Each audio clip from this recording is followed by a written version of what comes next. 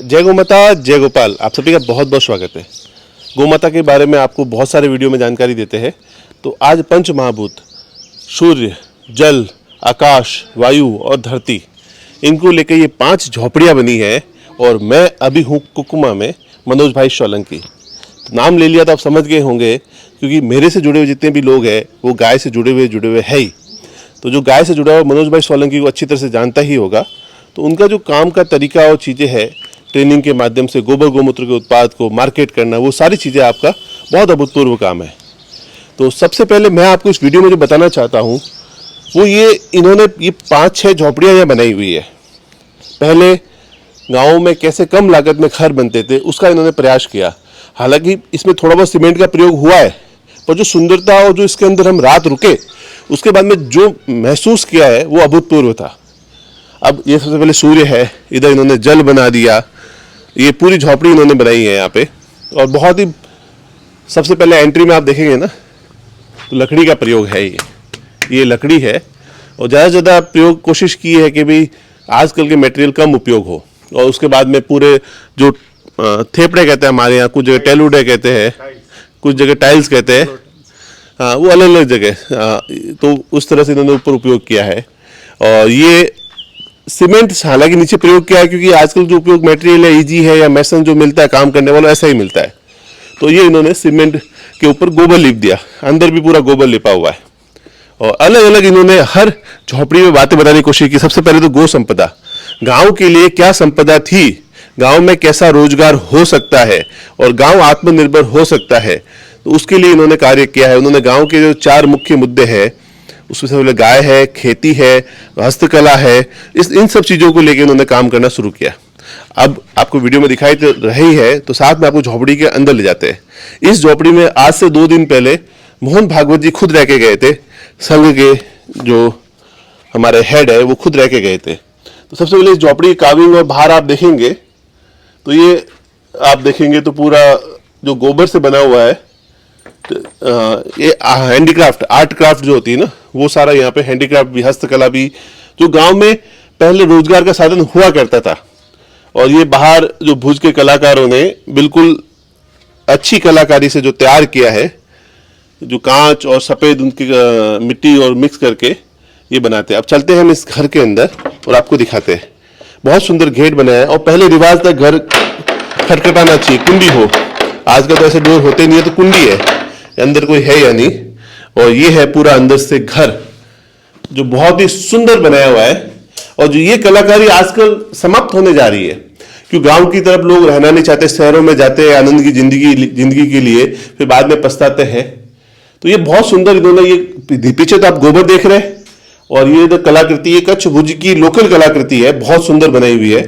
बाकी चारों तरफ भी अलग अलग तरीके से कलाकृति आप देख रहे हैं, पूरा सजाया गया है। नीचे सारा आप गोबर देख रहे हैं, जिसको लिपा जाता है हर साल में एक बार।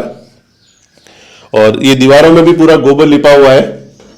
और ये खिड़की भी बड़े पुराने अंदाज में देखिए आप, पर्दा जरूरत ही नहीं है, इसको आप यूं करेंगे खुल जाएगी, हवा देगी, और यूं करेंगे तो बंद हो जाएगी। बहुत अच्छी बनाई है। और बेड आप देखोगे तो बहुत बढ़िया, नीचे गोबर से ही लीप के बेड बना दिया है, और ऊपर ये थोड़ा लकड़ी का प्रयोग करके गद्दा रख दिया, तो बहुत बढ़िया बेड भी बना दिया। और गिलास भी देखेंगे, कांच को भी गोबर से ही बनाने की कोशिश की है। साइड में गोबर है, फ्रेम है, और बहुत बढ़िया बना दिया। अब जब आप इस रूम में आते हो तो आपको एक बढ़िया धूप बत्ती मिलती है, जिसको आप रात को लगा के आनंद ले सकते हो, मच्छर को मार भी सकते हो। और ये एक और धूप बत्ती है, दोनों धूप बत्ती यहाँ पे होती ही होती है। ये जगह है कुकुमा में, भुज के पास में। आप कुकुमा करेंगे तो आपको इस जगह के स्थान का पता चल जाएगा। और यहाँ पे इन सारे गोबर गोमूत्र के उत्पाद बनाने की ट्रेनिंग, सारी चीजें भी दी जाती है। तो आप आ भी सकते हैं यहाँ पर। कुंडी पहले ऐसे हुआ करती थी, धीरे धीरे हमने कुट्टे बना दिए, अब वो सब डोर हो गए, टक टक हाथ से करना पड़ता है। तो ये बहुत बढ़िया इन्होंने बनाया है। यहाँ पे चारों तरफ पेड़ है, पक्षियों की आवाज आ रही है, हर जीव जंतु के साथ रहने का आनंद अलग ही होता है। तो यहाँ जो मौसम है सुबह का भी, अभी 7-8 बजे, ये धरती तत्व है जो पंच महाभूत के नाम से इन्होंने इनका नाम दिया है। ये होगी ऊर्जा संपदा, इस तरफ पेड़ पौधे बहुत सुंदर, बहुत ही जबरदस्त बनाया है ये। उधर है जैव संपदा, और पुरानी जो हमारी कलाकृतियां या पुरानी चीजों को रिवाइव करने के लिए जो काम किया जा रहा है वो अभूतपूर्व है। अभी उस तरफ आप जो मनोज भाई सोलंकी के इस परिसर को आप देखेंगे, सामने की तरफ तो कांकरेज गायों का स्थान है, आगे भोजनशाला, उधर उनका ऑफिस है, इधर कुछ और झोपड़ियां बनी हुई है जहाँ लोग रुकते हैं ट्रेनिंग के लिए जो आते हैं जो, और उधर इनका प्रयास गुरुकुल बन रहा है। गुरुकुल पद्धति फिर से आनी चाहिए। हमारे तो शिक्षण पद्धति ने जो हमारा सबसे बड़ा नाश किया है, तो गुरुकुल पद्धति से ही हमारे देश को पुनः जगत गुरु बना सकते हैं, आत्मनिर्भर बना सकते हैं और स्वाभिमानी बना सकते हैं।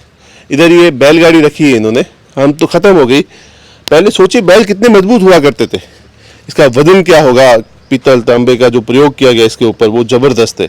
और सजावट, जैसा आप आज गाड़ी को सजाने के लिए खर्चा करते हैं, वैसे बैलगाड़ी को सजाने का खर्चा होता था।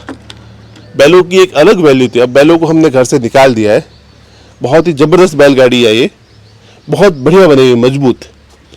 कितनी लोगों को चाह थी, बैलों से प्रेम था कि इस बैलगाड़ी को भी इतना सुंदर बनाते थे। बैलों के पैरों में घुंघरू बनते थे। इधर कृषि संपदा है, उधर भू संपदा, तो ये सारी हमारी संपदा है। और हमें गाय का, हमारी धरती माता का, हमारे पेड़ पौधों का, हमारे आसपास के वातावरण का, सभी का ख्याल रखना बहुत आवश्यक है। तभी हम बच पाएंगे, इंसान बच पाएगा, अन्यथा इंसान बच नहीं पाएगा।